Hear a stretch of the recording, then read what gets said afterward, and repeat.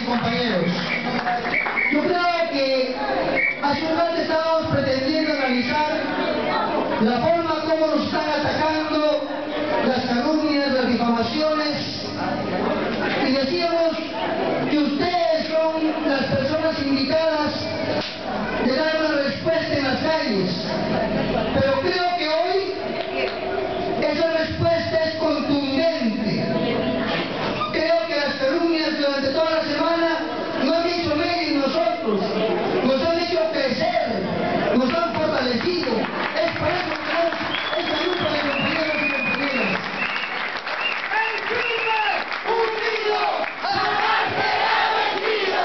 ¡El firme unido jamás será vencido! ¡El firme unido jamás será vencido! ¡Palmas, compañeros!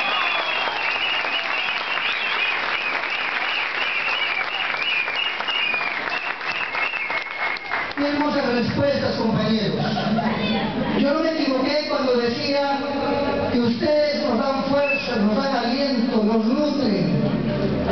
Es verdad, a veces con tanta mentira, con tanta calumnia, es verdad, con tanta guerra sucia, en algún momento nos debilitamos.